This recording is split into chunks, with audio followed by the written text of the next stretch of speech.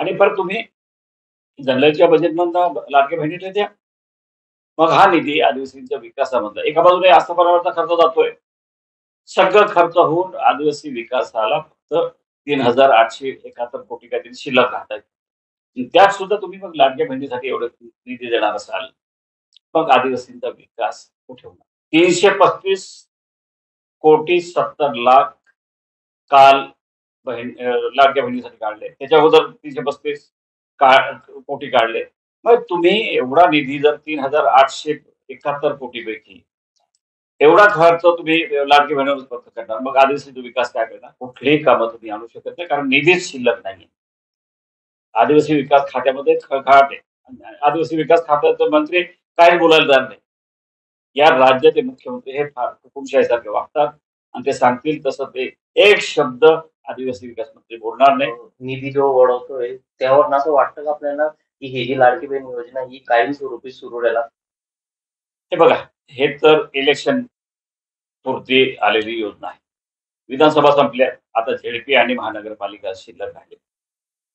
तोपर्यंत ही लाडकी बहीण योजना राहील. शासनाच्या तिजोरीमध्ये खळखळाट आहे. असं ऐकलं होतं की केंद्र सरकार 1,00,000 कोटी पैसे पाठवणार आहे. ते पाठवणार नाही, येणार नाही आणि हे होणार नाही. आता खरं तर या राज्यात जीएसटी मोठ्या प्रमाणात कलेक्शन होतं. राज्याला चांगले दिवस येऊ शकतात. परंतु आदिवासी विकासाचा पैसा कुठे वळती करू नये एवढंच मी सांगेन. पण निश्चितपणे ही योजना लाडकी बहीण योजना चालू राहिली पाहिजे. त्याला माझा विरोध नाही.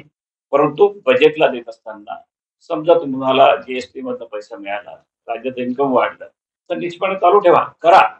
राजकारणासाठी करण्यापेक्षा तुम्ही त्या महिलांना सक्षम करणे तेवढंच गरजेचं आहे आणि म्हणून ती योजना चालू राहावी. परंतु आमचा त्याला विरोध नाही. पण ही योजना हे फक्त इलेक्शन पुरते वापरतील आणि फेकून देतील असं माझा समज आहे.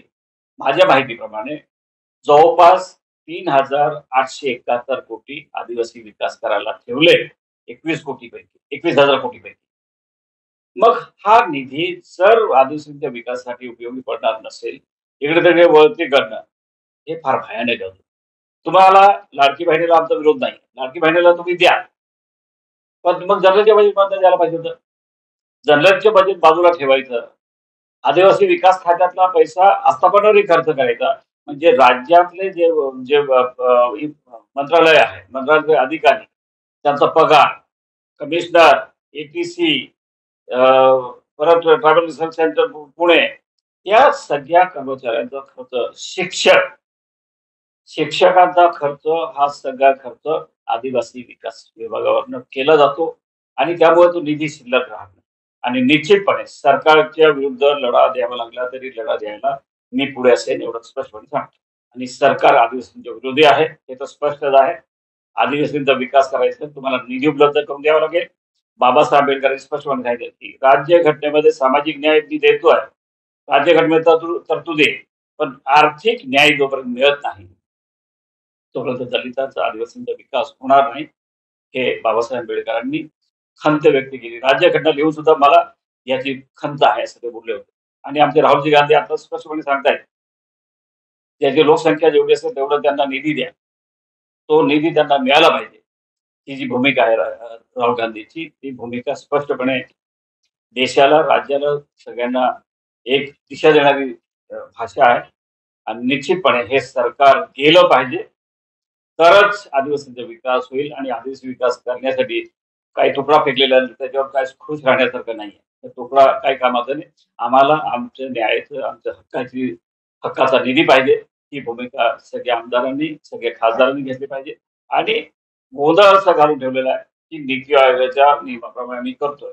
नीती आयोगाने हे सगळे आणि मग नीती आयोग जर तुम्ही आणला असेल तर नीती आयोग हा आदिवासींची म्हणजे तुमची नीतीच नाहीये, तुमचा मानसिकता नाहीये की आदिवासींचा विकास व्हावा. आणि मग त्यापेक्षा मग ते वित्त आयोग काय वाईट होतं.